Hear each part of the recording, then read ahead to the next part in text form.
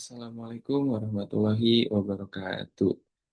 Sebelumnya, perkenalkan nama saya Raffi Ahmad Lidan dari kelas E dengan NIM 6661240 165, nomor absen 18. Sebelumnya, kepada yang terhormat Ibu Ayuni selaku dosen pengampu mata kuliah Governansi Digital. Pada kesempatan kali ini, saya akan memaparkan hasil dari analisis e-governance terkait organi OPD-nya, yaitu lingkungan hidup Kota Serang.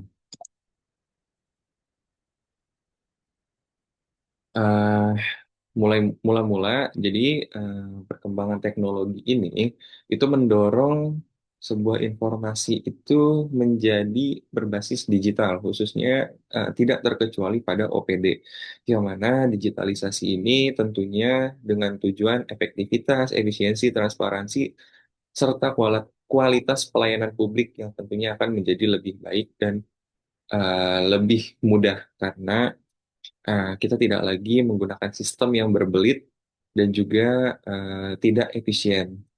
Dengan adanya digitalisasi, dinilai akan menghemat dari segi waktu maupun pembiayaan. Kemudian, di sini Dinas Lingkungan Hidup Kota Serang sebagai perangkat daerah memanfaatkan teknologi digital dalam mendukung pelayanan dan pengelolaan lingkungan hidup. Analisis ini dilakukan untuk mengetahui model tata kelola digital dan tingkat kematangan digital organisasi, khususnya pada DLH Kota Serang. Yang pertama, apa sih DLH? Mulai dari tugas pokok, mulai dari fungsi, dan relevansinya terhadap digital governance. Yang pertama, tugas pokoknya yaitu tentu saja melaksanakan urusan pemerintah di bidang lingkungan hidup, sebagaimana diamanatkan dalam pembagian urusan pemerintah daerah.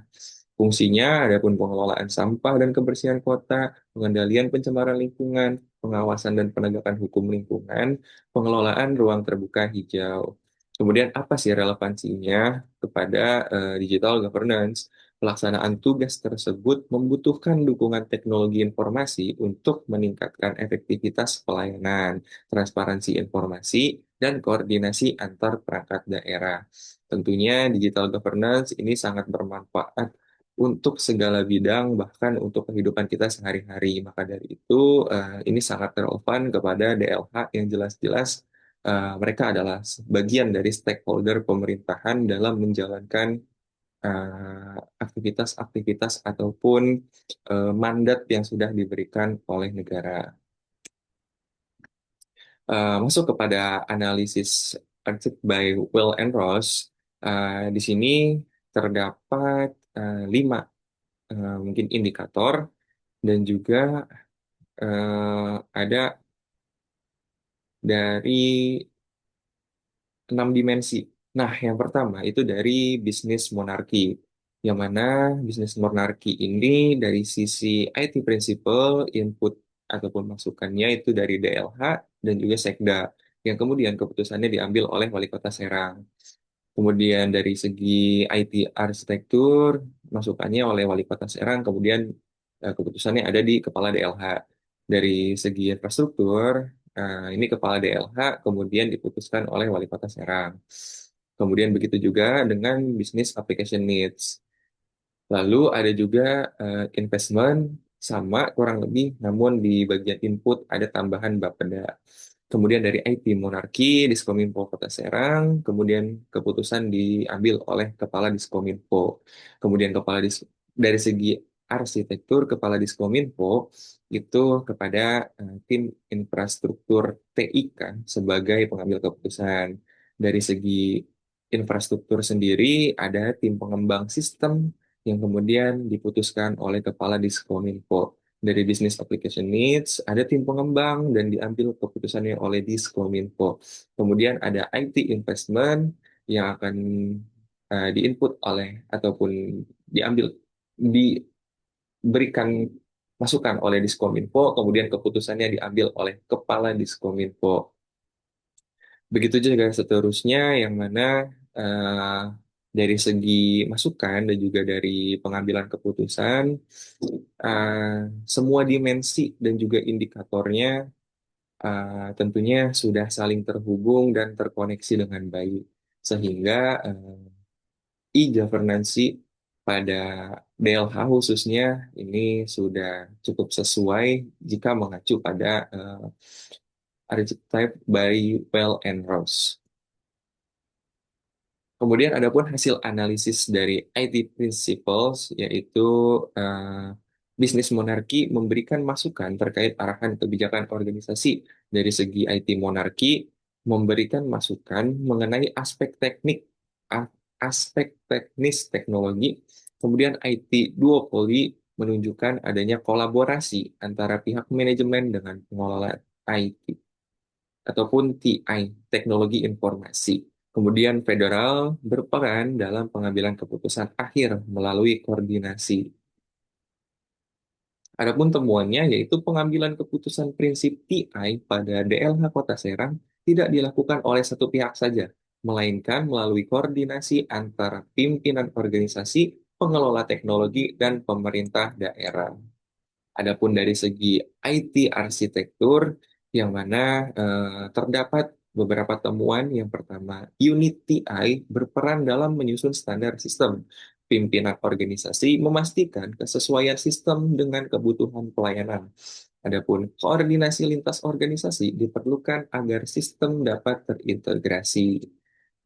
Kemudian dari segi IT infrastruktur, di sini terdapat hasil analisisnya berupa bisnis monarki berperan dalam memberikan arahan kebijakan infrastruktur. Kemudian IT monarki memiliki peran dominan dalam mengelola teknis infrastruktur. IT duopoly menunjukkan adanya kolaborasi antara manajemen dan pengelola AI. Federal menunjukkan bahwa organisasi telah mengambil keputusan strategis infrastruktur eh, yang melalui organisasi. Jadi tidak hanya satu pihak, tetapi seluruh seluruh pihak yang terlibat saling terkoneksi dan saling berkoordinasi.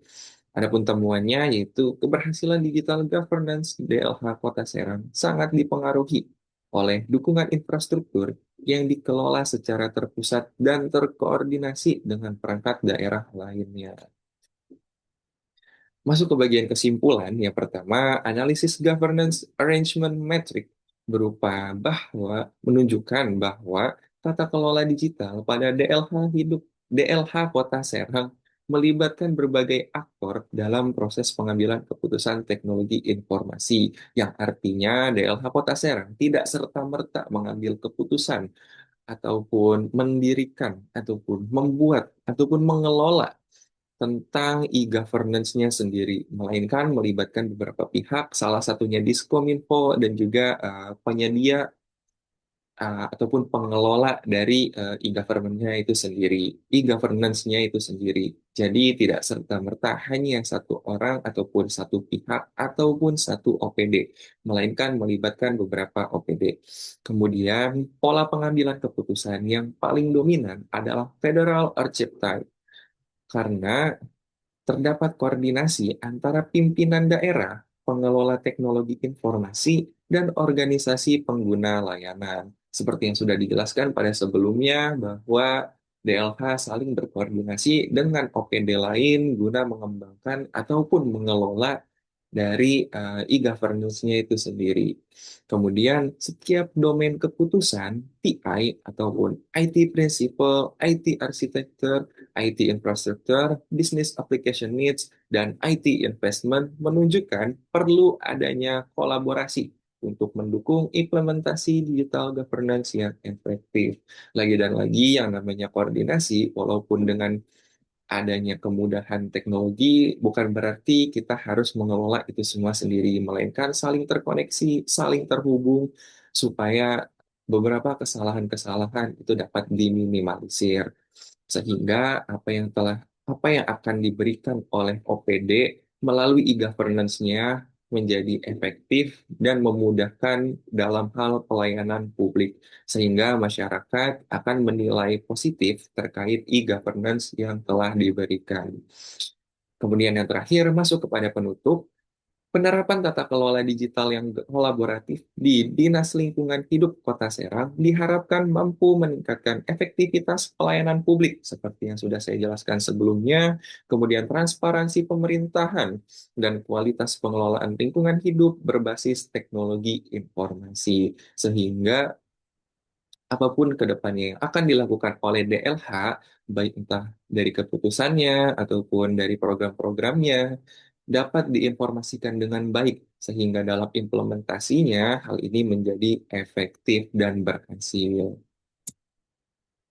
Mungkin itu saja dari saya untuk analisis tentang e-governance DLH Kota Serang. Kurang dan lebihnya mohon maaf, saya akhiri. Wassalamualaikum warahmatullahi wabarakatuh.